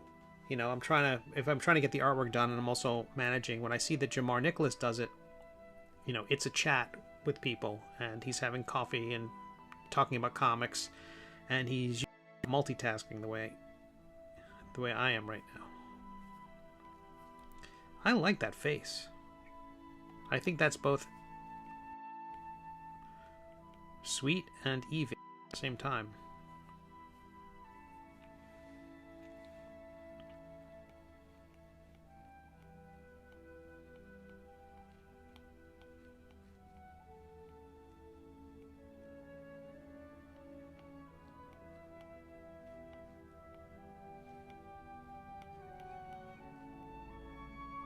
Posted a note on the Facebook and on the Twitter about this stream, saying that I'll be working on this comic and also doing the 3D modeling. So we end the night, I'm going to go back and show a little bit more of the 3D modeling effect some of the 3D modeling I was doing, so if people missed it, they can see how the current work in progress is. Thank you all so much for the kind feedback on it. It is turning out better than I thought, but I usually have a nice honeymoon period with my artwork where I really like it. That usually lasts about 8 minutes. So the idea that other people are responding so well is very encouraging.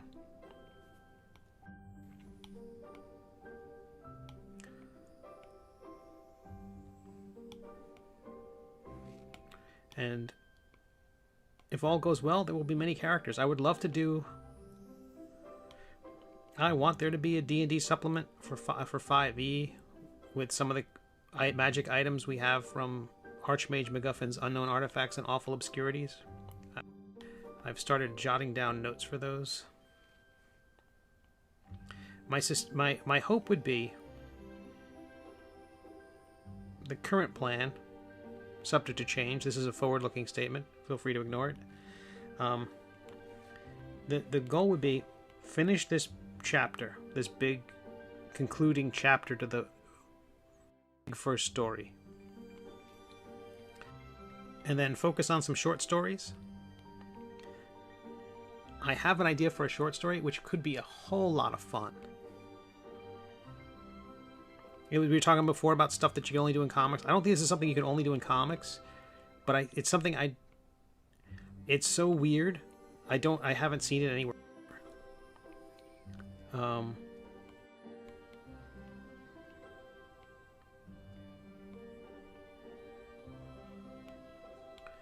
And I'd love to do a story like that. So I have this other little side story. It can be set in this world, and then once I have those side stories out, there's the Fumblesmith story, which I started. It's just a 4-page story, but I just need time to finish it when I'm not doing a million other things, like writing a D&D adventure. I also think as someone who does conventions, I think if I have a book that looks like a D&D book on my table, I mean to make it look like Keep on the Borderlands or Barrier Peaks. I want it to look like a D&D module, so an old school D&D module. So if you see it across the room, you're like, what is that? And have a fun piece of art in an Errol Otis style. You know what I was actually thinking of? There's that classic D&D image everybody knows, that Larry Elmore. It's the red box image of the knight, and he's got the shield, the barbarian type, and he's swinging the sword, and there's a big red dragon in front of him. And the trouble about using that image, and why people don't riff on that as much, is because if it was going to be Quimp, you don't see the face of the hero. It's this beautiful image because role-playing, it's you're the hero. It's kind of, third person, but you could be the healer behind the, you and that barbarian are fighting the dragon. It's a great image, but you don't see riffs on because the character's back is facing the camera. Now, if I did that as Quimp, immediately I'm thinking the cape will be sliding to one side, and all you would see is the plumber's crack of Quimp as he's swinging the sword. And that, to me, immediately is, okay, now we're in my world of this dumb character who's, fighting a dragon, and it's I don't know. I think there's a possibility there for a piece of artwork.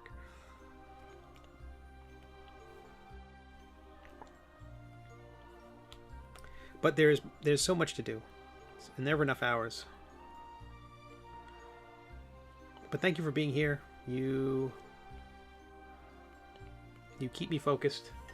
I do think this is a great idea. David, if you're still here, thank you.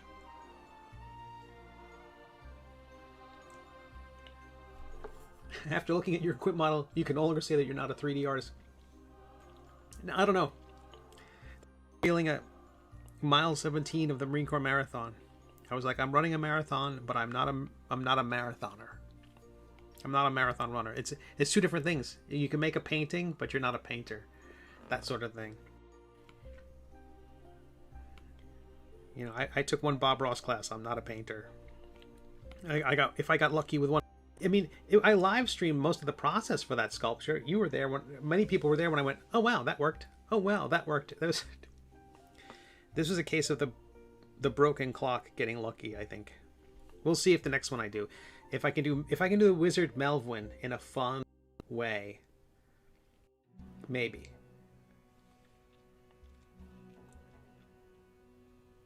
I think the figure would have to be... already asked for a Waddle Bottom figure. He would be small. D&D rules, he would be a tiny creature. It feels wrong to add him to... you're being thanked because I think the stream is good for me. You know, I think it normally when I'm working, it's not necessarily on a set schedule. And if I would finish a face like that, and I'm like, oh, I'm happy with that, I will reward myself with a little bit of Twitter or something dumb. And the stream helps keep me focused. For 4 hours, I'm focused. Ish. Bob. Yeah, a Bob figure. Another tiny figure. I do like those because they're simple. Waddlebottom will be challenging a duck character. Okay, so this thumb is going to have to come out just a little bit. Like a little, aw. What a lovely moment. And I can hear all the people on, all the readers, the young readers on Webtoons going, you get away from him. Which is going to be like Quimp's next line.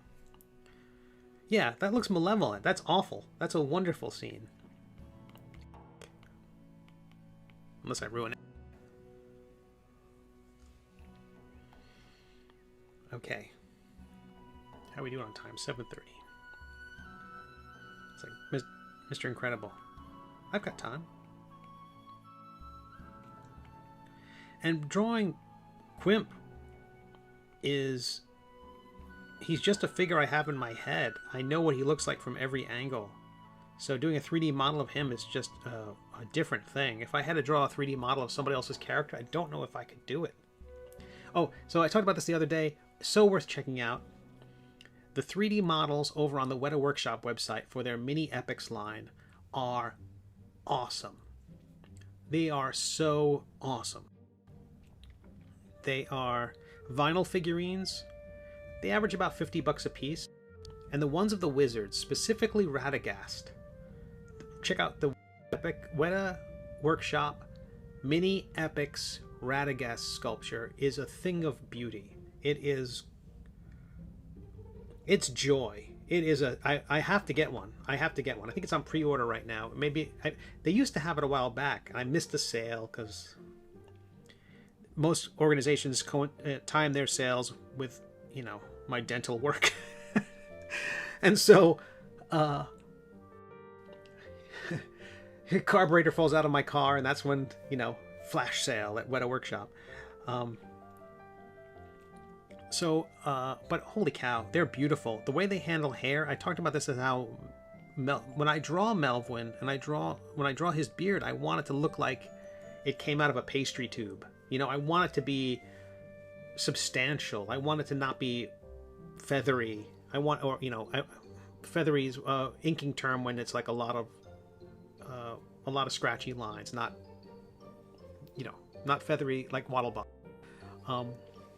I want him to be feathery, but not feathery. So yeah, it's just gorgeous work. I wish there was an art book for it.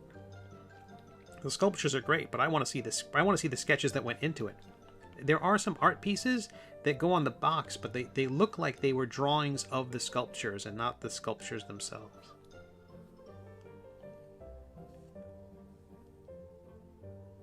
The name of the modeling program, David, is Nomad Sculpt.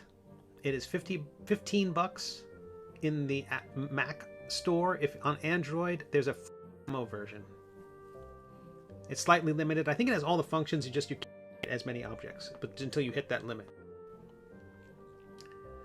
And I think I credit James with deducing that. So thank you, James. That's not knowing. That's just what the tool does, but you are visualizing your character in 3D space artistically. That to me is a longer lesson to learn than the programs. Yeah, maybe. Absolutely. Given that if I hadn't spent 5 years drawing this guy from every angle, and not you know, there are times with the baby dragons where I will revert to the stock poses I'm comfortable with. But with Quimp, any angle. You know, I know what he looks like in 3D. The dragons, less so. And I haven't yet gotten to that point where I can rotate the figure make it make sense from every angle. Bob with arms and a sign that says "Don't freak out." I like that. Yeah, I like that, LJ. That would be great. Or a sign that's blank and just let the people who print out the model write their own.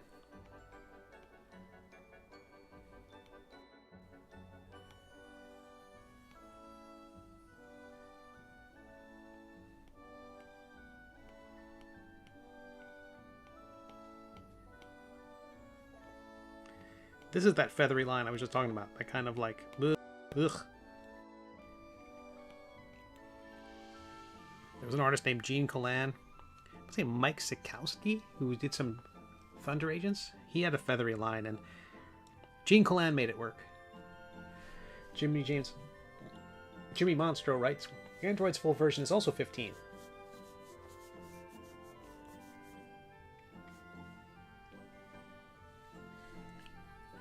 But I think they have a demo version, whereas the Apple one does not. I went with it just immediately because I thought that's the closest thing to what I wanted Sculptress to do back in the day. And I'm just amazed by what I was able to pull off.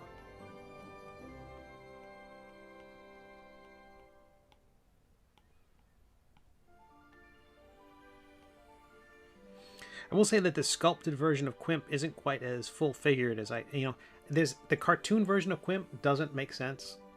His legs are further apart than his pelvis is ridiculously wide.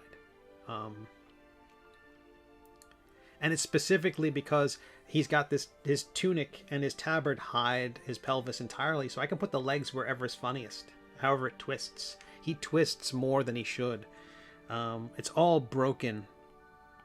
You know, behind the scenes, it's all falling apart. The 3D model was different in that I actually had to draw Quimp's tuchus, which, you know, it doesn't come up very often.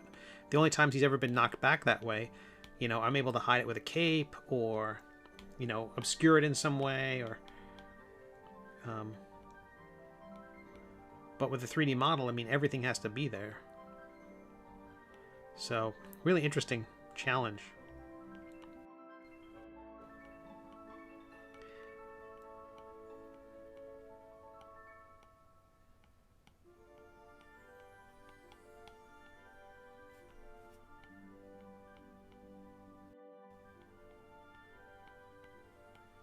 So the first rough sketch is kind of really the very, very rough thumbnail-y stage, is just to get people's position in place and make sure that they're in the scene in a way that will let the dialogue flow left to right, with plenty of room. And can I tell the story in that space? Then the next one is to tighten up things and make the decisions I didn't make the first time. Every one of these is like, they say writing is the act of writing is mostly the act of editing. I think that's what this is right now. This is editing and editing. Will things land where I want them to land? Can I avoid tangents? If Quimp does not have a glove on this hand, which I just drew a glove on, can I make sure that I draw it without the glove? You know, that sort of thing. Can I show that his eyes are still closed as they throw him to the ground? That sort of thing.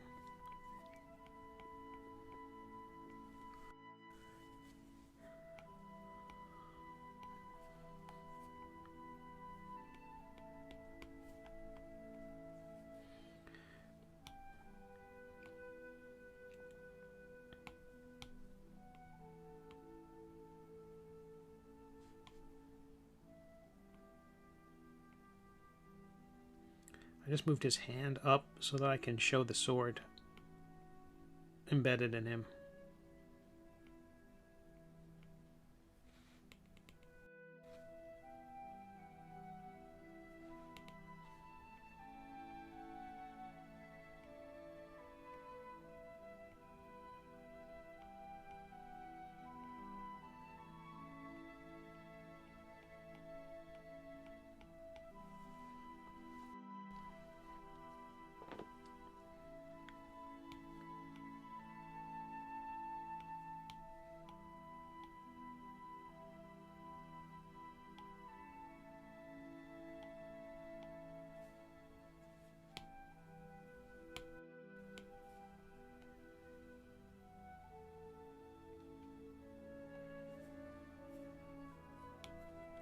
I might move the arm down and move the sword onto it, and move the sword up.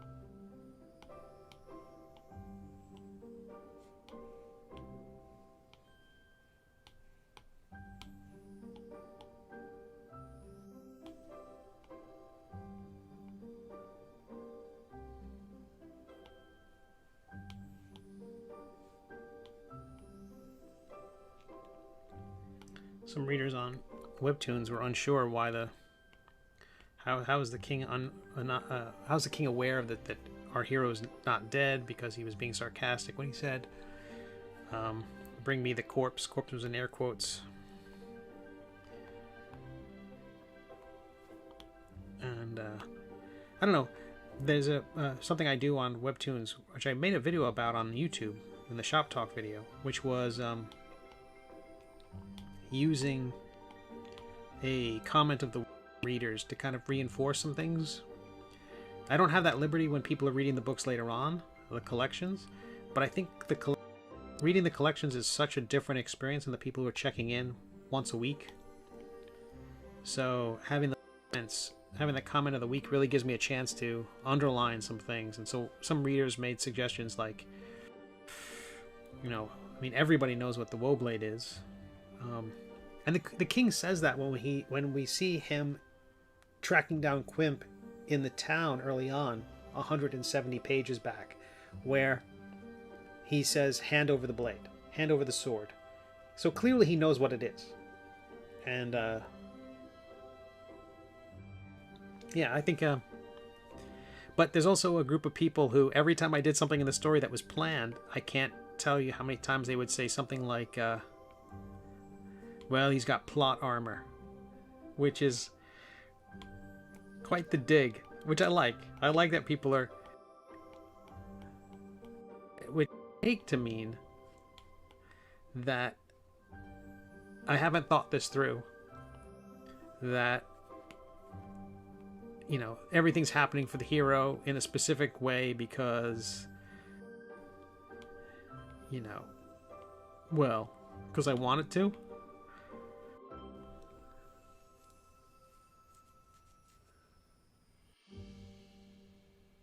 James says, "Saw the king's air quotes. I have my own theories as to why, but keeping quiet."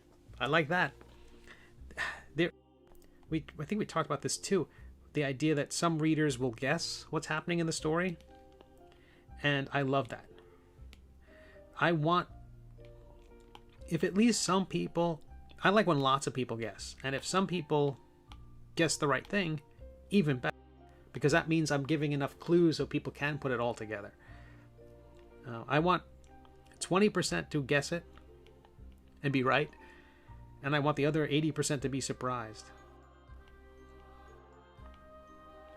And if you guess something in a story, if it's not super obvious, like sometimes I'm watching Star Trek Discovery and I'm like, okay, I'm rolling my eyes in minute 3 because, okay, we know how this is going to go. And again, I'm an old man.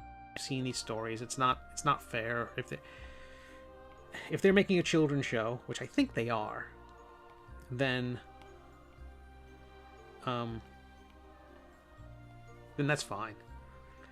But then it's not right for me to judge it like,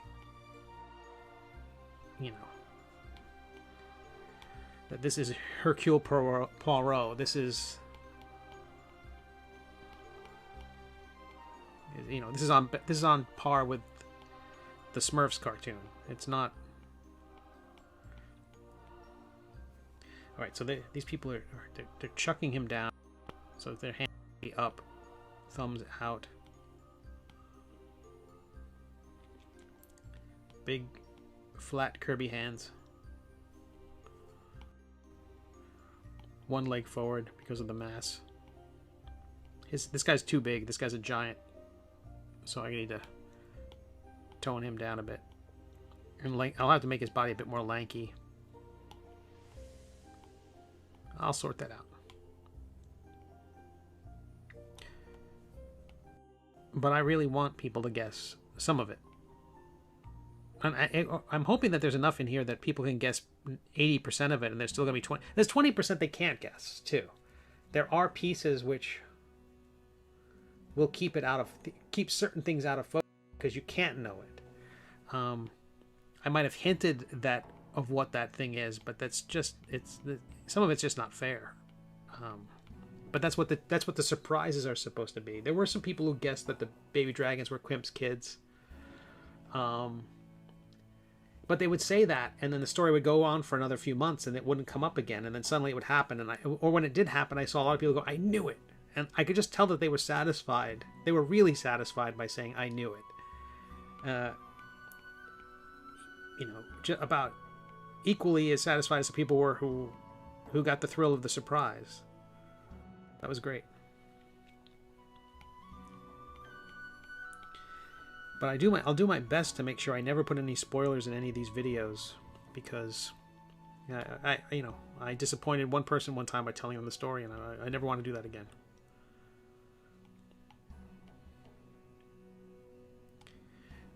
I think I said there was a young cartoonist who I see at conventions all the time. She's awesome. She really is awesome. Wonderful anthropomorphic. And I was talking with her about the story, peer to peer. Like, she comes and she was all excited, and we're talking about it, and and she just looked crestfallen, like I'd ruined the story, which I kind of just did, So I can't blame her for her reaction. But I learned my lesson.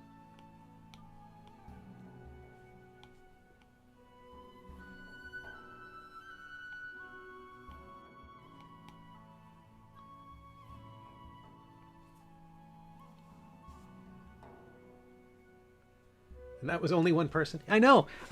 But then there are others who probably wouldn't have told me that they were disappointed. You know what I mean? So I do like not saying. I do like keeping it. Again, and for personal reasons, I find that if I don't tell people, it increases. In the past, when I've had a story and if I really want to tell the story, it helps to not tell anybody, because then it keeps that fire in me to tell it. Whereas if a lot of my comics weren't being done for money. They were. It's a line from a Stephen Sondheim song. It was Putting It Together. Gosh, I love that song so much. It's very much stage centric, but it's also very much about art, and it speaks as someone who does a comic, and it was like working for a tiny compensation, hoping for a thunderous ovation.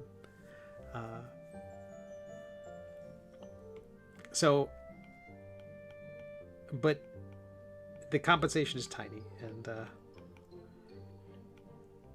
and so I have to make sure that the primary thing I get paid for doing all this stuff is I get to tell my story,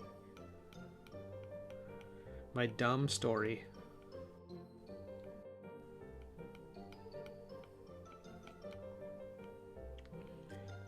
And if I tell it before I tell it, takes away some of takes away some of my energy to tell it. Like it's like people who announce, "Hey, I'm going to be doing this thing," and "Hey, I'm going to run a marathon," and then everyone gives them, "Yay, you go, you do that thing," and then they're getting a lot of gratitude for the thing they haven't done yet. feel like if I tell the story to someone and they go, "Oh, that's great," it's like, "Oh well, I just got the excitement for telling. I haven't done it yet." So I don't tell it so I can keep that.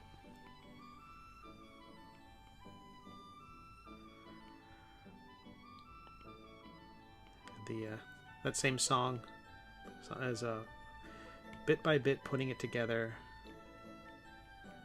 piece by piece.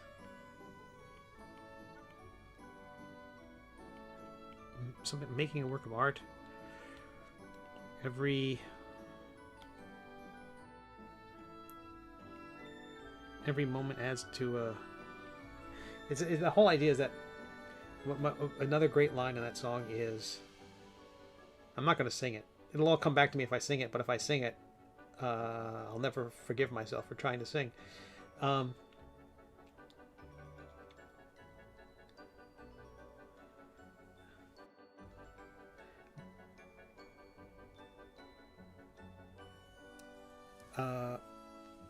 Just the idea is no solution.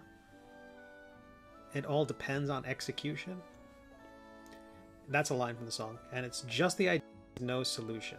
So having the idea is no solution. Everything depends on execution. That's the line. And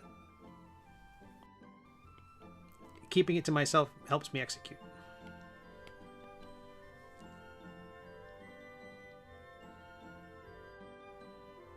Hey, how are you?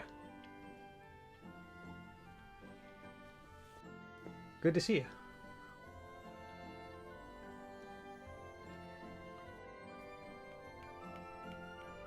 So today, Itchy, I'm working on drawing the next episode, and I spent the first 2/3 of this episode of this stream drawing or trying to sculpt a 3D model of one of the figures of the hero from the story. But I'm at where I'm just working these things out. Like the king's, this throne-like thing. I'm gonna figure out what this is. You know, I'll create some ornamented chair, and I'll do my best not to obscure it with the word balloon.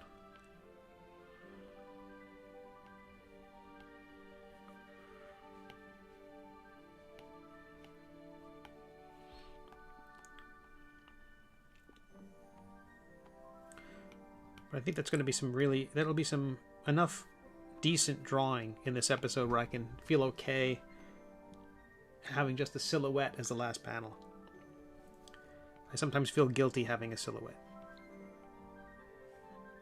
Okay, so this is where it's coming together. Panel 1 still has quite a bit of work to do, sorting out the things, the figures, and making sure the scale of them is all right. Moving the king in the right position. There's going to be a baby dragon here on the ground in front of Quimp. Then there's a tender moment with the king and a baby dragon, and everyone should be like, "Oh no, what's going on?" Or, "You get away from him." The king will turn. There'll be that moment where he goes from being this pleasant little grandfatherly guy to the malevolent a-hole. Forgive me for my coarse profanity, but he's a bad guy. And then the last panel will be words exchanged by the king, the sword, and Quimp. So that's that. Good steps forward so far. If there are any bonus streams, please subscribe. Oh, thanks so much, Itchy. I'm sculpting a 3D panel while I'm working on the panel. Oh, I wasn't actually. I'm going to go back to that right now.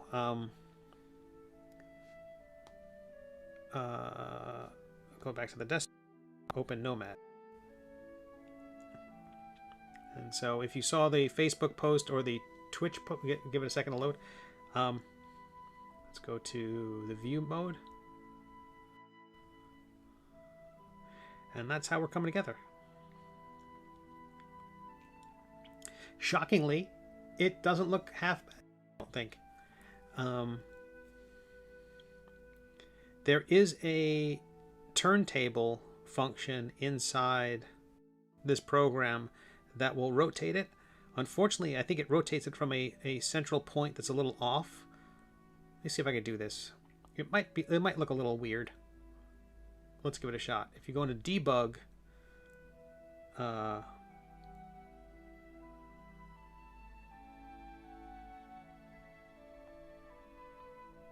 now this does take a while. It says there GIF export slow. They're not kidding.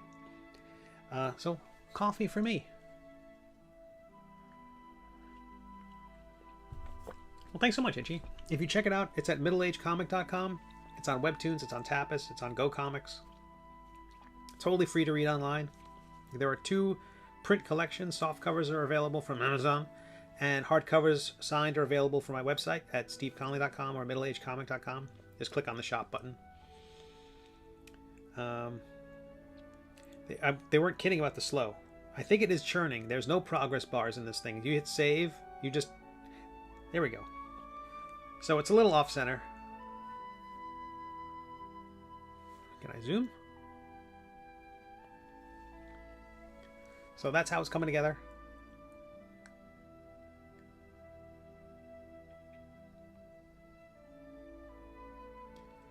Oh, and... oh, that's great, LJ. And so I'll work on the armor on the legs and the area underneath the arms, underneath the vest, underneath the tunic, so you can see the parts under his arms that need to be filled in with armor patterns. And then the cape's got to get longer. So armor up the legs, armor up the sides, cape, and then shred the bottom of the cape. And yeah, Itchy, this is my my own 3D modeling. This is on an application called Nomad Sculpt. It's available on Android devices and on iOS, and it was drawn on this iPad, the same thing I usually work on. James's viewer James mentions that the Android version, there's a free demo, so you can get that from the store, and it's got limited functionality, but you can try it out before you buy it. So it's coming together, but I'm gonna get dizzy if I keep looking at that. I wonder if it goes slower. I don't know if I could change the direction.